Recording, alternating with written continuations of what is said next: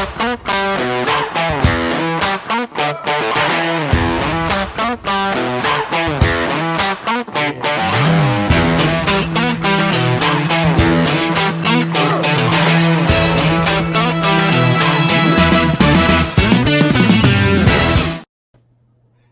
everybody.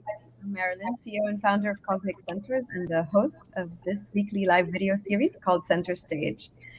For those of you who don't know, Center Stage is a weekly video series, and this season is all about the magic of teams. Every Thursday afternoon, 3:30 p.m. UAE time, myself and some incredible guests will come on LinkedIn Live to share insights, opinions, and perspectives about what makes teams cohesive, high-performing, and happy. Before we begin, just a reminder, give this video a like. Feel free to contribute, ask questions in the comment box. Our team at Cosmic is waiting for those, and we're hoping Connie will have time to answer a few. For the first episode of our second season, I'm joined by the incredible Dr. Constance Hadley, also known as Connie. Connie is a researcher and speaker on the future of work, psychological safety, loneliness, well-being, team dynamics, and inclusive cultures. Her goal is to help organizations identify and address pain points so that work life can be improved for all employees. Her work has been published in the Harvard Business Review, the New York Times, the Wall Street Journals, the Financial Times, Wires, and other outlets. She holds a PhD from Harvard University, an MBA from the Wharton School at the University of Pennsylvania, and a BA from Princeton. Previously, Connie worked in the fields of management consulting at McKinsey & Co. and in marketing and operations at General Mills, Inc.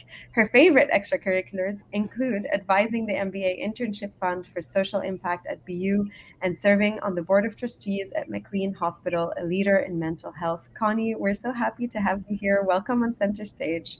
Thank you so much. It's great to be here. I'm very excited for this conversation. For those of you who caught last week's introduction, you know that this season we're picking up where we left off at the Cosmic Conference, and we're going to continue to learn together about the magic behind teams. And we have 4 chapters, and each will dive into a set of topics which we'll cover. Today with Connie, we're kicking off chapter 1 about team dynamics. You know, we've all been part of a team in some way, shape, or form, whether it's at work or as a kid playing sports or at university on a group project or even game night. We find the dynamics between teams and groups of people coming together with a shared goal to be fascinating, and we want to dive deeper. But of course, not every group of people working together is a team. To quote from an article I co-wrote recently with Joe Santos about what differentiates teams from other forms of people working together, you know, group work is a 2-word expression, whereas teamwork is written as a single word. And in many ways, this is the perfect metaphor to explain the difference between the two. The first is a collation of the work of 2 or more individuals, and the latter is a melded output, the work of each individual indissociable from that of the team. And we want to uncover today what team dynamics enable this melded output to happen. A 2015 study that's quite well known called Project Aristotle by Google's People Operations found 5 major components that make teams high-performing: psychological safety, dependability, structure, clarity, meaning, and impact. And Connie, whose work has been revolving around these major components of what makes great teams, is here to help us understand what is a team. Can virtual teams be considered real teams? Can they work asynchronously? We'll also want to create how to create meaningful connections and work relationships in those instances. And let's get started. Connie, we wanted to start with a really basic question because we love definitions here at Cosmic Centaurs. We wanted to know, what is a team? Great. Well, yes, I'd like to start with the basics of definitions as well. So I have to say, I didn't just go to the internet. I went to the dictionary when I was thinking about this question, just to see what's out there already. And the classic dictionary definition is team is a group of people who work together. And I think this gets back to what you were just talking about here, the difference between group work and teamwork. I don't really like that definition of teams because I think it puts the emphasis on the group part. And in fact, that's what I see all the time in organizational life. There are lots of groups of workers that are labeled a team when they're not, in my opinion, really acting and designed as one. And I think that it sets up a lot of confusion, and it also can set up some of the problems that people experience because they're expecting one thing and they're getting something else.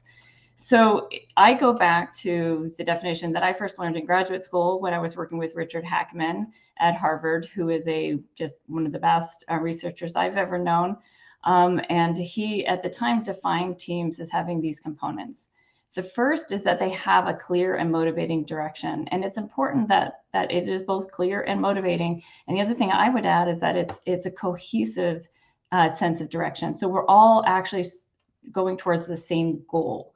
And that's critical. The next one is the sense of boundedness. That's kind of an academic-y word for how teamy does it feel? Do you know who's on the team and who's off the team? And often in my research, I will ask this question and literally get different answers from people about who's on the team and who's not. And they're supposed to be on the same team. And so that's another indicator of when you have a real team, when you actually can define the members of that team. The next one is whether you have a sense of a stable membership.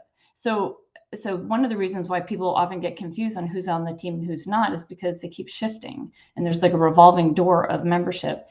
Now, it's not necessarily true that team has to have the same members from the very beginning to the very end. I don't think that's even realistic in today's world. But you should really kind of feel like you can get into a groove with the same people over and over again in your work. And so some sense of stability is important. And there's been lots of research, including of Richard Hackman's, that shows that teams who are intact for longer do better. Like, for example, if you're going on an airplane flight, you really want to see if you have a pilot crew that's been working together before, because they've shown more accidents happen with new members. The next one is clearly defined roles. And this is also really important, is that everybody has a place on the team. Everybody knows what they're doing and also how they're contributing to the team's work. And then the last one is that there is a sense of integration. This gets back to what you talked about, the melding. So you could have lots of those characteristics and still have people working in parallel and not actually combining their work and their ideas and the critiques and the implementation processes together. And in which case, again, that doesn't make it as a team, in my opinion. A team should be more than the sum of its parts, that old phrase. And it's a sense of synergy that you get when you combine the different inputs. So that's how I define a team. Yeah, I think that's a great definition. And I really echo this, the boundedness one. One of the first things we do with the organizations that we support is we send a survey. And at first we ask people to say, what team are you on? And it's kind of on purpose. We want to see if they all call it the same thing, right? And if they understand who are the other members. And it's really fascinating how little times we actually find that people call their team the same thing and they know which team they're a part of, especially in really large organizations. So I think that all 5 points are really important, but this one rings like a bell for me in terms of the work that we do. And so if we now understand what a team is, tell us about what makes a great team. Are there certain aspects that are undervalued and necessary to have a high-performing team? And maybe how has your view on this changed over time? Yes, so there are lots of aspects that make a great team. I think having the right design in place is the foundation, and those are the components I just talked about. But then it's up to the team's processes that determine whether they're going to work well or not work well. And so one of the important things is to establish a clear set of rules of engagement, I would say, or what we would call norms. So to what degree do you have norms, for example, about the value that each person contributes in seeking out that value? This gets into, you mentioned already, psychological safety, which is something I can talk a little bit more about. Psychological safety is the feeling that you can take a risk within a team by sharing a new idea or asking a tough question or raising a concern. Or a really big one is, can you admit a mistake in your team? Those are all indicators that your team has set up a practice, a norm, these kind of rules where it is okay to not be perfect. It is okay to take a chance. People will not penalize you for it. They won't exclude you, ignore you, or sideline you for it. So I'd say that's like a really important aspect of teams. And again, people know this intuitively in a lot of cases, but they don't actually operationalize it. So a team needs to actually talk about these things, especially at the beginning, like establish, how are we going to work together? What's expected, what's not? What are the consequences when you don't adhere to these group norms that we have? So some teams will go as far as to create an actual team contract or team compact where they write this down. That tends to be a little more formal than most teams I work with ever get to, but at least having that conversation is really critical. So that's one.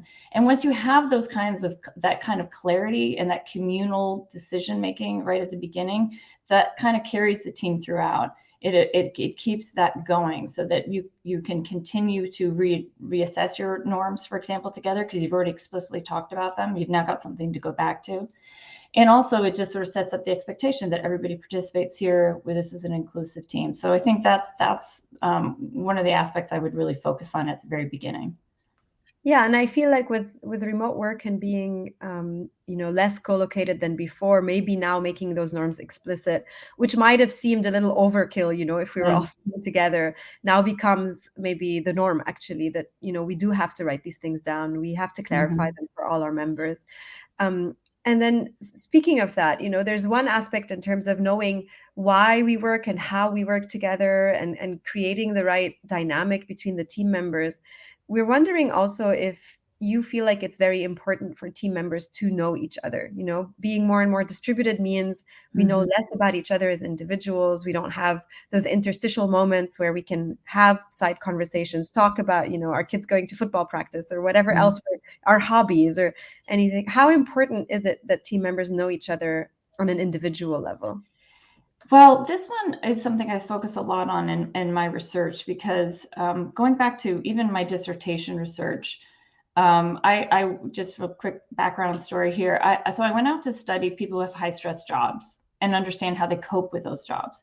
And I was really looking at originally internal mechanisms, thinking about like, how do they kind of pump themselves up, and how do they pace themselves, take care of themselves in order to get through these kinds of jobs. And it turned out through my research that it was actually the conversations they had with their colleagues that made the biggest difference. And so many of them would say, these emotions or this stress that I'm carrying with me, I need to unload somewhere. I need to process it. I can't do it all inside. And most people don't have time to call their therapist every 15 minutes. So they relied on the people around them to help, because those people both were conveniently located. They're already, even if they weren't physically co-located, they knew they had to have contact with them as a regular practice because of the work. And second of all, they really understood more of the context, so they could provide more helpful support to someone when they wanted to talk about the issues they were experiencing. So they were a better resource. But that being said, the way to get to being able to have those kinds of open conversations with a colleague is through initially getting to know them. So if I just walk up to a colleague, I don't know anything about them, I'm not going to start sharing, gosh, I'm so frustrated by this project, or, I'm really stuck here, I need some help. So that's why I don't want it to make it seem as if getting to know other people is purely for instrumental reasons, just to get some benefit from them. It also has lots of advantages in terms of making people feel like they belong and are excited about the work. But first and foremost, if I'm trying to convince a bunch of senior leaders why it's important to invest in the personal connections among the teams that they have, among the members, it is so that people have that open channel of communication that they can use to get help if they need it, or like I said before, also just offer help, provide ideas, make challenges, and so forth. And the reality is that if we know someone and we find some points of affinity with them, like we have something in common with them, or they showed vulnerability to us in a previous conversation, we're more likely to feel comfortable in having those more open conversations with them about other things later. So that's a big factor that I think in talking about this new world of remote and just globally distributed teams, like you and I, Marilyn, have never actually been in the same room together. I don't know when we will be. It is possible to do remote. Thank goodness for this video kinds of technology that we have now. It just takes a lot of intention and a lot of effort and a lot of courage. I will say that as well. Yeah, actually, we have a question for Felix just about that. He asks, what are the best ways to get to know people when you're in a remote team that never meets in person? Well, so because I've been studying connections and relationships and emotions at work for a long time, when the pandemic first hit, I was also on the bandwagon, as many were, with having the virtual coffee chats and the virtual water coolers. In fact, I had some research before COVID where those were rare instances, and they seemed to make a big positive difference on a team. A remote team who hadn't been doing any kind of virtual chats saw a big bump from doing those. And then we started doing everything online, and people started to get Zoom fatigue, and they started to get overscheduled. And so now we have to really recognize that even a 15-minute virtual coffee chat or a 30-minute happy hour after work with groups can get burdensome. So we're in a stage right now where I would say people are having to get creative. I can't give you a prescription, like have 5 one-on-one coffees virtually a week and you'll be fine. You have to find new ways that make sense with your team and with the work that you're doing to make those connections. And I've seen groups successfully do that. Some groups, for example, have side interests where there's a lot of commonality, and they're spending time actually doing a group, whether it's a book club group or they're doing a vacation sharing group. There's, Slack channels can be used. It's not a video technology, but you can have a lot of fun with other tools that will allow you to share personal information with each other. So I think it's keep trying new things is what I would say until you find those ways of connecting. And then once you have the connection, it doesn't mean you're done. You have to maintain it, but it's easier. So really, again, going back to the beginning of a team's life is really critical to both establish the norms for how you're going to work together and to establish a foundation of knowing each other and caring about each other. Yeah, absolutely. I mean, in our tool Aeon that we're working on, that's kind of the idea is, can we provide people with different opportunities to connect? Sometimes it's connecting around how they're feeling. Sometimes it's just like, what is the news update in the city where you live? So it can get a little overwhelming, as you say, to constantly be oversharing. We don't necessarily feel like doing that every day, but having the door open and actively engaging and emotionally acknowledging each other when it's the right time, I think those things have helped to create that within our team. I have another Wait, can question. I just follow up on that? Like when you showed me the Aeon tool, which is, I think, wonderful. That's what I loved about it. I love that you could do asynchronous communication through it, and there were some visual elements, and I know you're adding different features to it as well. That's kind of what I'm suggesting, which is, find ways to insert these little moments of connection and communication in a natural and fun and varied way. And tools like this are great. So I applaud the use of that. Yeah, absolutely. And Rhea from the audience is saying that one of the ways in which their team stays connected is they share podcast and food recommendations. So you can also keep it lighthearted. That's great. I have a file on my student course platform called Things You Might Find Interesting. And it's a very passive way to just sort of share that kind of stuff with people. So teams can also create that. I mean, I do think it's important to also organize some of this information if you're kind of spreading around. Otherwise, I'm always conscious of people getting overwhelmed and burnt out. So, you want to make this kind of easy for people. So yeah, like a group library with podcast recommendations, that would be fantastic. I have lots of long drives to visit kids, and so I would love hiring recommendations like that. You guys can share yours with me later. Yeah. I was going to say, maybe I can share yours, can share hers later with you. I have another question around like how we define teams and what makes them very successful. Do teams require leaders? It depends. That's my favorite answer for any question, pretty much in the organizational behavior world. There are really no absolutes, so I wouldn't say yes or no for sure. But I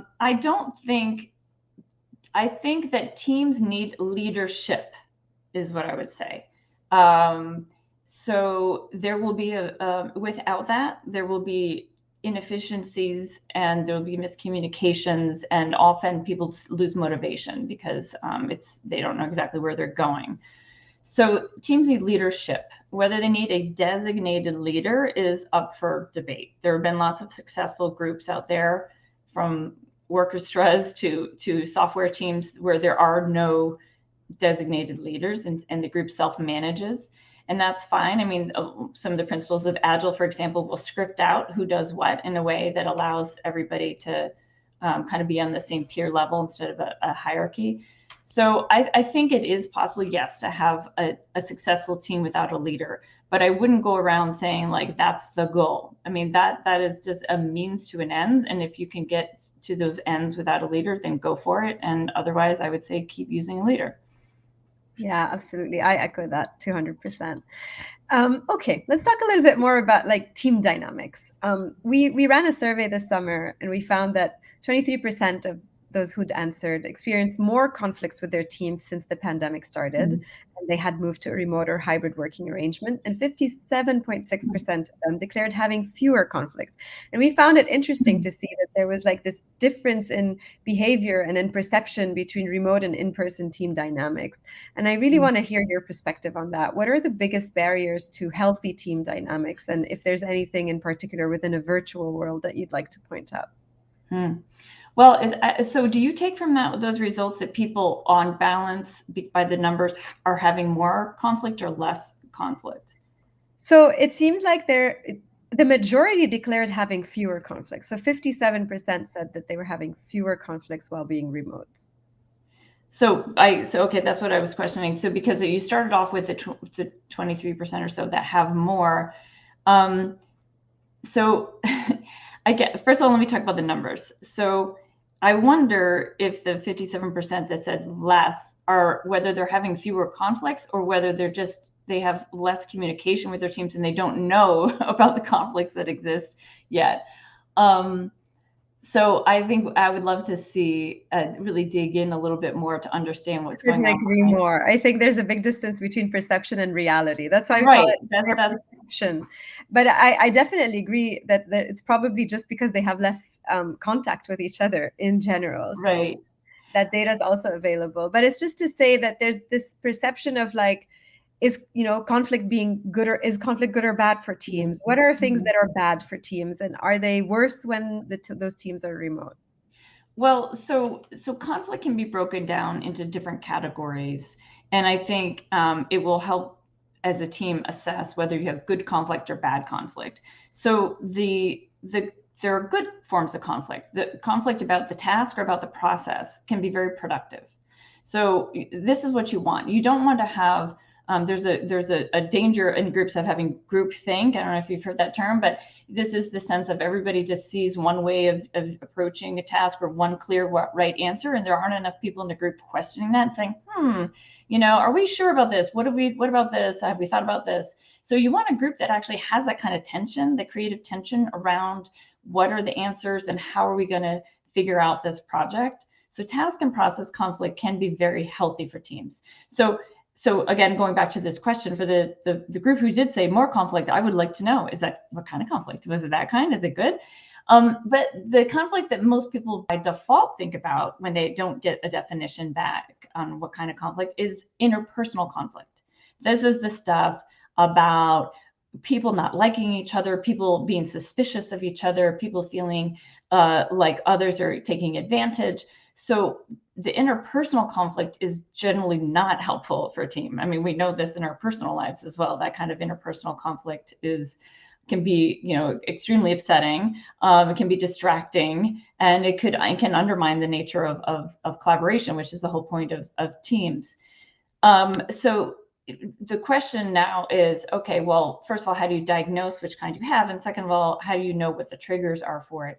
So in terms of diagnosis, I think you would really want to look at the actual communication, verbal and nonverbal, that you're having among the team. Is it down to the individual level? Are people pointing out like, well, so-and-so doesn't want to help us? Or are you saying, you know what, we have some barriers to collaboration here. There's something in our process that's not aligning us. So that's, so think about like where's the blame sort of going, and how are you conveying the concerns you have? So that's one way to figure that out. And then in terms of what are the triggers for it, the problem is that task conflict and process conflict, while good for teams, can quickly degenerate into interpersonal conflict. So in some ways, the trigger is good, and it's like a good trigger gone bad. So you have to think about that. What are the origins? When did we first experience this personal friction? What was it about? What happened? Often it's a meeting. or sometimes it's an email that just was really not taken well. So kind of you do a little bit of excavation work to try to understand, like, where did it come from? And then maybe there's something good there. Maybe you can actually get the group to reorient back to the original content of that debate or discussion, and remove the interpersonal stuff and acknowledge that wasn't really what it was about. But the other thing that can happen as a trigger is that it can be because we have bad experiences, we carry baggage from previous experiences with others, or that we just don't know each other. Going back to this, we don't have a basis for affinity and trust. And so therefore, the minute something seems to go awry, we jump to the conclusion that this person is out to get us, or this person is not really here to contribute. They're not here to help.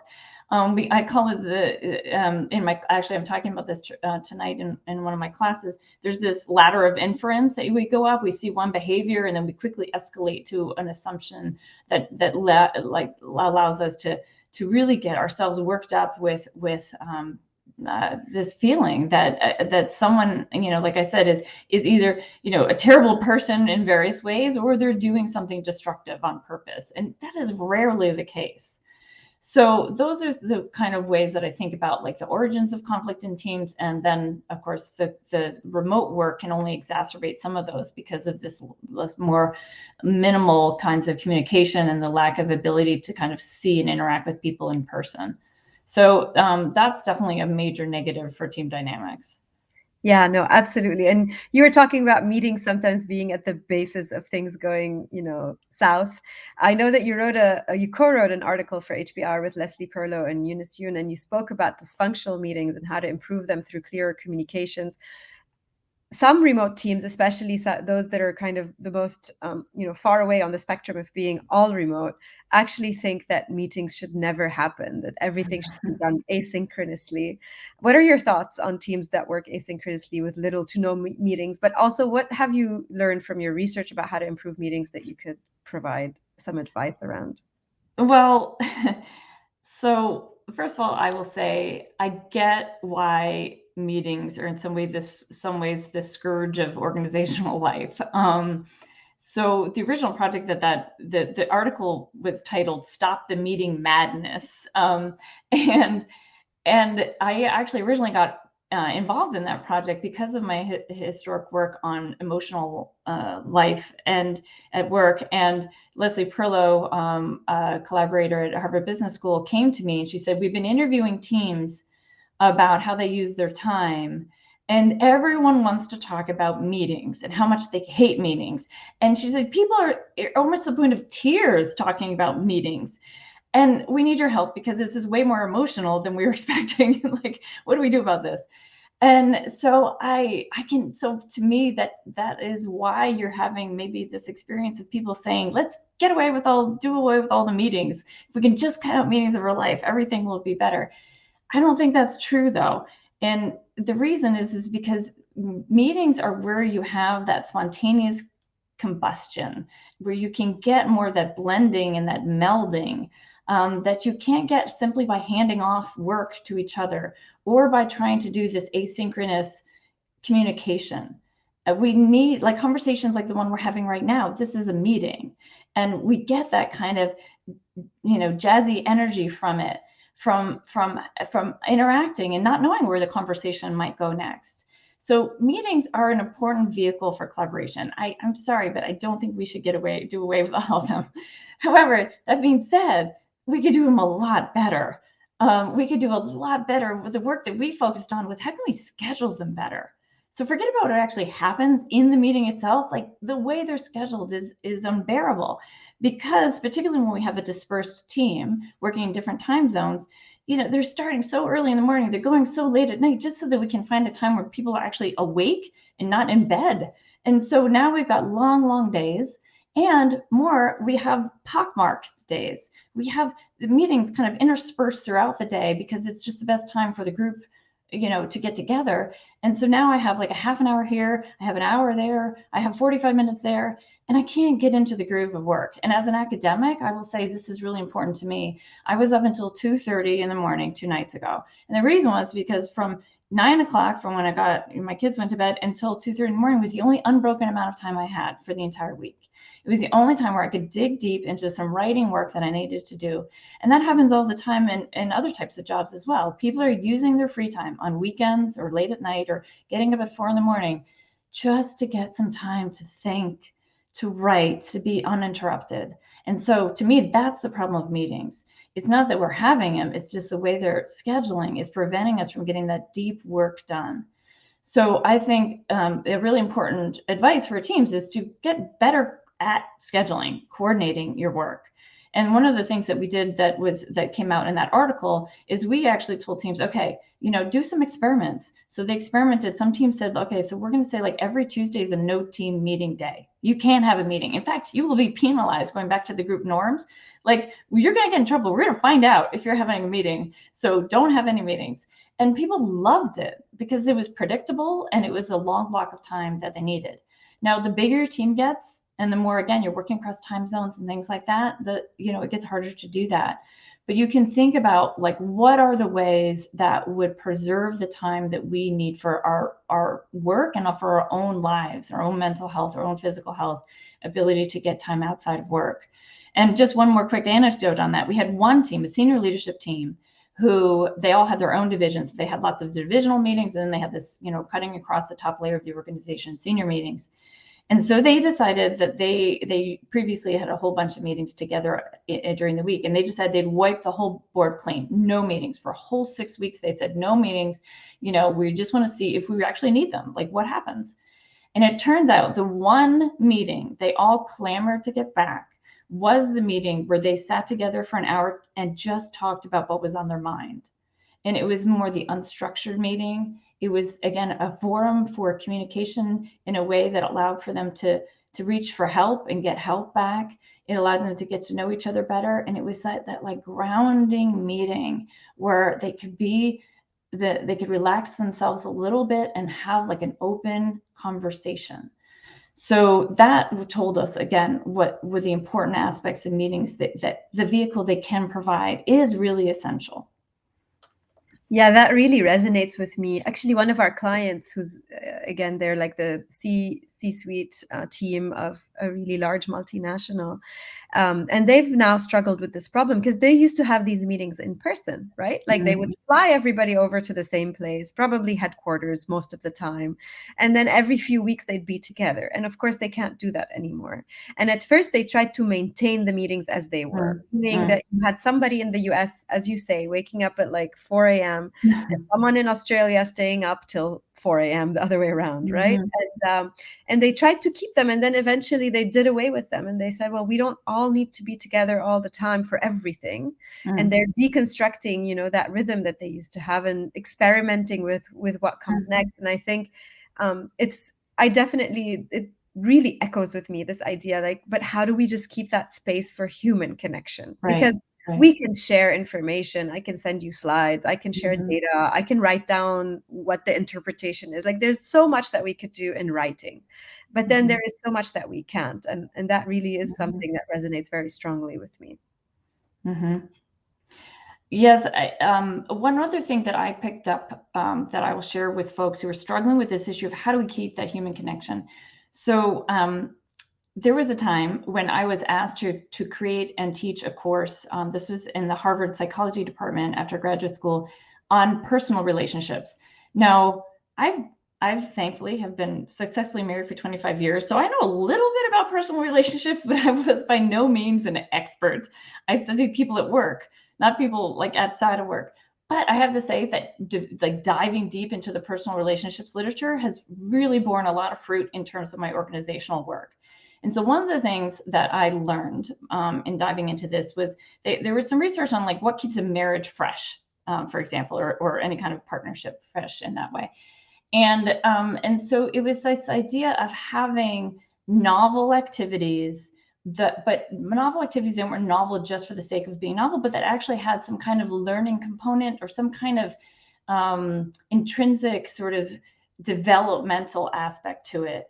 And so, for example, this is why if you're in a relationship and maybe things are getting a little stale or you're kind of losing connection, you might sign up to, say, run a marathon together, and you do this kind of training work together.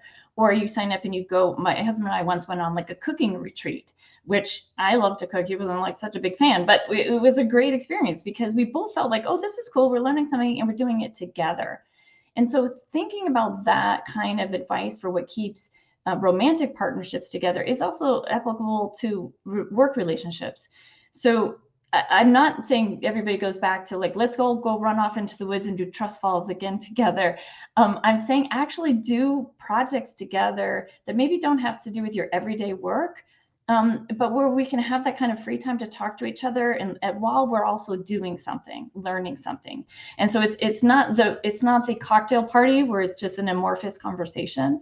It might be some, this is where, by the way, why people can really get a lot of new energy from doing something like a task force or something else that's outside of the normal realm. So I would find those experiences. So that team of yours that is spread across the world, it'll be very, very hard with the different time zones to coordinate a universal time. But once in a while, it might be worth it. It might be worth it to do something sort of fun and new and challenging in a different kind of way together. Yeah, I think that's really great advice. Actually, next week, our team is going to do a escape the room activity virtually together. We'll let you know how it goes. Yeah, those things are really fun. That's great. Yes, we'll see if we win. We have a question here from the audience, again, around some aspects that have more to do with the human side of our work, which is how do shared values play a role in driving team cohesion and performance? So values are important. They're an interesting thing. I think sometimes there's too much of a tendency to look for people, to screen in people and screen out people based on whether they share some values. And sometimes people can use them almost as like a litmus test of whether they're willing to engage with someone or not. Especially in the work context, I'm a little nervous about that. I think that you want to have a value system that has enough overlap that you have those points of affinity, but not so much that you're all exactly alike. I think it's really interesting to have conversations with people with different value systems. So let me give you an example that I think can illustrate this. So there's one exercise that I do in my classrooms where people are put into teams and then they have to make a decision together.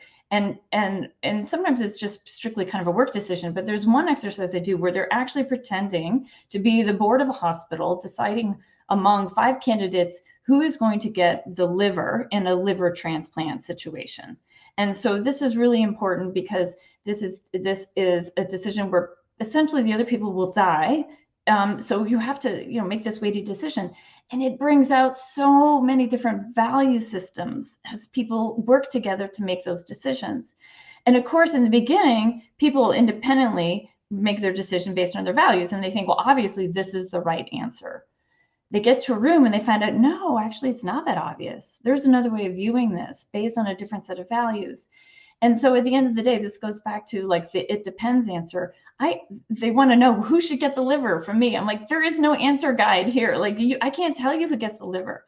This is just an example of how you need to understand and come at these decisions from different points of view and ideally make a decision that will harness your values in a way that doesn't violate them, but may not be 100% aligned as much as you would like. But that's the way of the world.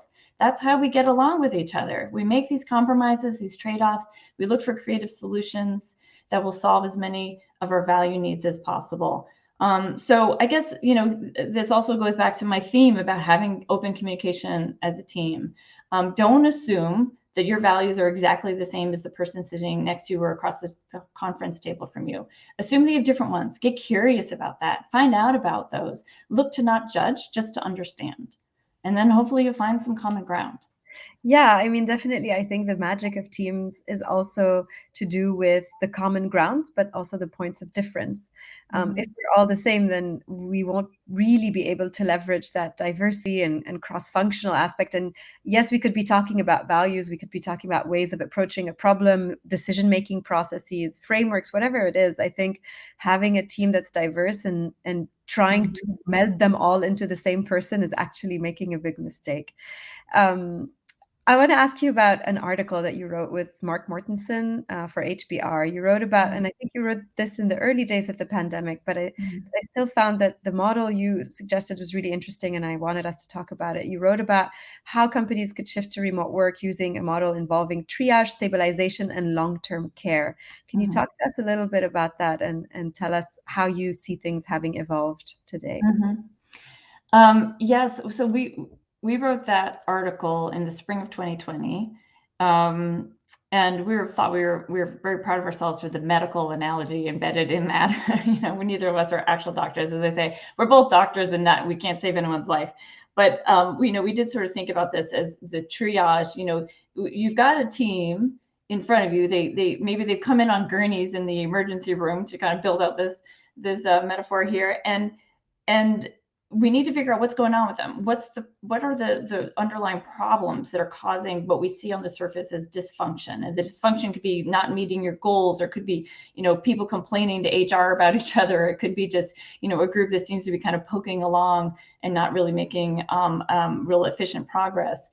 And so we said, let's use two basic lenses. You can focus on the task issues that might be present or the people issues that might be present. So we gave some diagnostic questions that you could ask. Importantly, on the task side, especially in the beginning of the pandemic, when the whole world shifted felt like an instant, we said really check in to make sure your teams are still doing something meaningful and useful right now, because a lot of them had already had a pre-designed set of projects they were working on, and they were just continuing those out whether they were going to be important or not. And that was a wake-up call we were trying to give people. But you can do that even when you're not just at the onset of a pandemic. Regularly ask yourselves, like, is this still a project that's useful? Is this still getting us towards the strategic goals of our surrounding organization? And then on the people side, this is where we would go back in and look for some of the problems already mentioned. Are people sniping at each other? Do there seem to be subgroups forming and factions that are dividing up the group? Do you find that people are just seeming incredibly overwhelmed and burned out? And then that was the triage phase. So use the questions, get your checklist going, kind of identify what the big problems are. And then the stabilization phase would be to just really take the most important issues. This is where you kind of, you put the bandage on to stem the bleeding, or you get the oxygen or whatever you need to sort of get the group kind of back on its feet. The problem with stabilization, by the way, is that there might be a team that's already dead on the table, dead on arrival, because your first discussion of the task found out that the task wasn't that important anymore. So the stabilization may actually be to sort of like disband. But if you found that there is a way either to take your existing goal or to find a different goal that really is important to keep going, then you want to sort of shore up go at the conflict, figure out what's going on there, try to remediate some of that. Do think about, like, how can you change your processes? This might be a situation where you have to look at your meetings again. Maybe figure out a different system for meeting, for example, in the stabilization phase. And then, of course, the long-term care. We didn't want people to forget that teams are organisms comprised of living, breathing people in an environment that is also changing dynamically. And so you can't sort of fix it and be done. So to constantly go back, especially keep your eye on what the major problems were at the beginning, because they can unravel and go backwards. So keep really checking in again and putting in then longer term supports that will help the team. So one of the things I haven't talked about yet is, what do you do about what happens outside the team? So it's really important to think about the context of your team. Do you have, for example, a reward system that is organizing the team to be collaborative instead of competitive? Do you have a reward system that is acknowledging that people who invest in people, who spend time getting to know each other and helping each other, are worthwhile, and giving them some credit for that? Do you also have the coaches and the advisors available for use if the team needs it? Do they have like those external experts? And do you have a team that has the resources it needs to get the job done? And so that's also part of the long-term care aspect, is aligning that context to provide the right conditions for the team to be successful.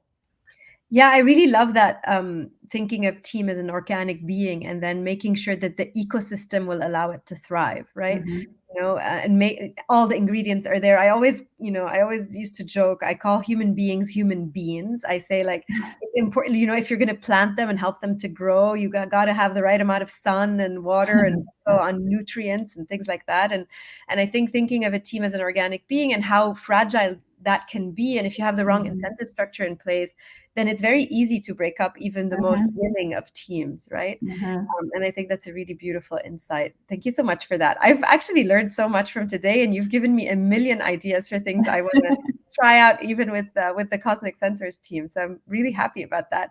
And with that, we come to the end of our time together today, and we wanted to close this up with a rapid fire series of questions. So are you ready? Okay, I'm ready. I feel like I'm on a game show. I'm a little nervous. Oh no, all your answers there are no incorrect answers. Don't you worry. So, what is the one thing every team needs? I really think the one thing every team needs is psychological safety. I think that it is the bedrock of good things to come, which, whether it's on the work side or on the interpersonal side. I think there's lots of resources available for people to learn more about how to create psychological safety, but I'd go at that one. Brilliant. What is the one thing a team needs to absolutely avoid at all costs? I think the one thing the team needs to avoid at all costs is going back to having conflicting reward systems in place. And that sometimes it can be from the external environment, sometimes the internal environment, where you might have a team set up where they're competing for a time and attention from the team leader, for example. That's the more ephemeral one. Or it could be that there's going to be one person promoted from this team's project and everybody wants to be that person to be promoted. I think anything that sets people to be pit against each other within a team is deadly. Brilliant. Speaking of which, what is a good team leader? What is a quality they have? Oh, this goes back to Jeremy Fingerman. I'm going to call you out from my first day, my first manager at General Mills when I just came out of college. And he's been a sort of a beacon of light for me, because I was really lucky to have a fantastic first manager in my life. And I think the thing that distinguished him is that he was really secure in himself. And a team leader who isn't constantly trying to make themselves look good, to impress them, to impress others, someone who can take criticism, someone who actually wants the best for other people more than for themselves. That was what makes a great team leader, because they're going to do everything they can to help the rest of the group be successful instead of focusing on their own success. And that's a winning formula in my book. That's incredible. And then, speaking of books, what's the best book on teams? Oh, there are lots of great books on teams, actually. Well, let's just go back to psychological safety. So Amy Edmondson's book that came out a couple of years ago called The Fearless Organization. If anyone is interested in learning more about psychological safety, there's some really great anecdotes and explanations in there. So I'd recommend that book. That's a great pick. And then finally, what's your favorite team ritual? Okay, so I'll go with a team ritual that I have. It's called sharing good news. And this actually is with a group of people that I do. We have a group called Groups Group, which is researchers that study teams, and we're spread around the world. And we've had this ritual in place for 15 years. And this, by the way, I actually kind of think of us as a group more than a team, because we don't actually have a combined work product together. So I'm going to fuzz those definitions about to answer this, but it could be used in a team for sure. And so the point of it is that we have to, at the beginning of every meeting, share good news. And it doesn't have to be about work. It could be about personal good news as well. And the reason why I think it works as a ritual is because everyone has to do it. And so it removes the embarrassment and the self-censorship that often happens where people feel like, well, I mean, I'm pretty excited about this, but I don't want everybody to think I'm bragging, or, you know, I don't want to distract the team from our important focus by telling them how excited I am that, you know, my kid got into university, or that, you know, we just got a new puppy and we love our new puppy. And so you know, it only takes like 10 minutes, and we have like 15 people, so we have to give a little bit of time. And it's kind of, again, this like rapid fire thing, but I love it because I don't know otherwise what happens in the worlds of these other people in my group. And I appreciate them sharing that with me, and it makes me feel closer to them. It makes me feel like I know them better. So I would give the sharing of good news a shot. I absolutely love that. That's a brilliant one. We do that by sharing how we're feeling, and then if we're feeling positive about something, then everybody will ask, okay, what are you excited about today, or what are you grateful for today? And that allows, you know, us to share things that we're happy about that don't necessarily have anything to do with work, but it's just part of what is making us who we are that day. So I think that's, you know what, though, that's a good point. I want to follow up on. I also don't like good news in the sense of like, you must have good news, you can't have any bad news. I don't mean that as well. In fact, a lot of times we'll hijack good news to be like, well, I have no good news, but I have some terrible news that I'd like to share with you. So, and going back to the psychological safety, you want to have people be able to bring what authentically is going on with them. Yeah, that's absolutely fair. And, you know, a negative emotion, I hate that we call them negative emotions. They're just emotions, you know? And so if you're feeling overwhelmed or angry or upset today, then that should also be part of the conversation. I definitely agree with what you added right there. So listen, Connie, thanks so much for being such a wonderful guest and taking time out of your day. I know you have a very busy day, and I'm very grateful for your time and your insights. I also wanted to thank our attendees for tuning in and engaging throughout the session. Of course, as always, the video is available on LinkedIn and Facebook. We'll be reposting it later on our YouTube and website. And if you don't do so already, please follow Cosmic Centaurs on LinkedIn, on Instagram, on Facebook. We post great content, or we try to post great content every day. And you can visit our website and subscribe to our newsletter. Connie, I'm really very grateful for your time today. I hope you enjoyed this conversation as much as I did. It's been a ton of fun. Thank you for having me, and thank you for putting on this kind of content that's publicly available to everyone. I think it's terrific, and I was really happy to be part of it. Oh, thanks. We always say we're very curious on this team, and we like to share everything we learned with everybody. So we're really glad to be putting it out there. And of course, I look forward to seeing everybody next week. On our next episode, we'll be speaking to this remarkable Sam Yeats. He's the founder and CEO of Teamform. He'll be talking to us about how to facilitate high-performing, cross-functional, balanced, and fulfilled teams that understand their shared goals and priorities.